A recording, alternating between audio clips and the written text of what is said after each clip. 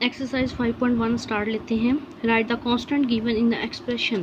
कहता है इस एक्सप्रेशन में, इन एक्सप्रेशन में देखें कांस्टेंट क्या है। बेटा मैंने आपको कांस्टेंट बताया था, कांस्टेंट वो होते हैं जिनके साथ वेरिएबल नहीं होते, जिनके साथ वेरिएबल नहीं लगा होता और उनकी वैल्यू फिक्स होती है।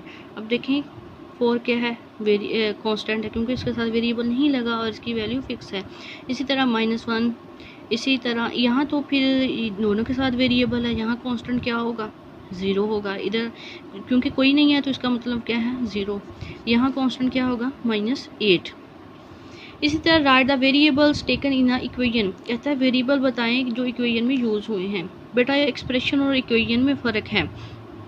एक्सप्रेशन वो होता है जो इक्वल टू 0 नहीं, यानी जिसमें इक्वलिटी ना आए। जहाँ पे इक्वलिटी आ, जैसे ये एक्सप्रेशन, जहाँ इक्वलिटी आ जाए वो क्या बन जाती है, इक्वेशन। देखिए इसमें कितने वेरिएबल यूज़ हो रहे हैं, 1, तो इसका वेरिएबल क्या है, x। यहाँ पे कितने वेरिएबल, 2। कौन कौन से वेरिएबल, उसने कहा वेरिएबल बताएं कौन कौन से यूज़ हो रहे हैं। यहाँ y और x यूज़ हो रहे हैं, आपने लिख देना सिंपल y और x। इसी तरह यहाँ x यूज़ हो रहा है, आपने सिंपल लिख देना है x यूज़ हो रहा है। यहाँ पे y यूज़ हो रहा है, आपने सिंपली लिख देना है यहाँ पे y वेरिएबल यूज़ हो रहा है इक्वेशन में। Right the literal use in equation. Remind करें बेटा लिटरल्स क्या हैं। लिटरल्स वो हैं जो कोफिशिएंट और कांस्टेंट से मिलके बनते हैं। देखें कि कोफिशिएंट वो जो वेरिएबल के साथ वाला है, ठीक है। कांस्टेंट वो जिसकी वैल्यू फिक्स है, जिसके साथ वेरिएबल नहीं है। बेटा अब इसमें लिटरल्स क्या हैं, यहाँ पे लिटरल a है, b है और c है। क्योंकि a और b के साथ वेरिएबल है, ये तो कोफिशिएंट हो गया डेफिनेशन के मुताबिक। डेफिनेशन है कोफिशिएंट और कांस्टेंट, तो कांस्टेंट क्या है, c। हम y को नहीं ले रहे क्योंकि y तो एक वेरिएबल है। वेरिएबल के साथ जो यूज़ हो रहे हैं हम उनको ले रहे हैं, a b c। यहाँ पे लिटरल्स c d, यहाँ पे लिटरल्स b d, यहाँ पे लिटरल्स a और d। Separate the polynomials expression and expression are not polynomials. बेटा पॉलिनोमियल की डेफिनेशन देखिए। पॉलिनोमियल मैंने आपको बताया वो होता है जिसमें वेरिएबल की पावर पॉजिटिव या 0 होनी चाहिए, ठीक है।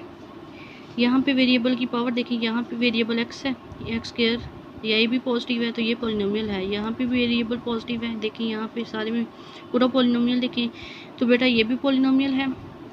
यहाँ वेरिएबल की पावर नेगेटिव आ गई, बेटा ये पॉलिनोमियल नहीं है। देखें ये भी पॉलिनोमियल नहीं है क्योंकि बटे में y² है, जब y² ऊपर जाएगा तो y की पावर -2 आ जाएगा। इसी तरह जब x ऊपर जाएगा तो x की पावर -1 आ जाएगा। इसका मतलब ये पॉलिनोमियल नहीं है क्योंकि वेरिएबल की पावर क्या आ रही है, नेगेटिव आ रही है। ये पॉलिनोमियल है कि यहाँ पे वेरिएबल की पावर क्या है, पॉजिटिव।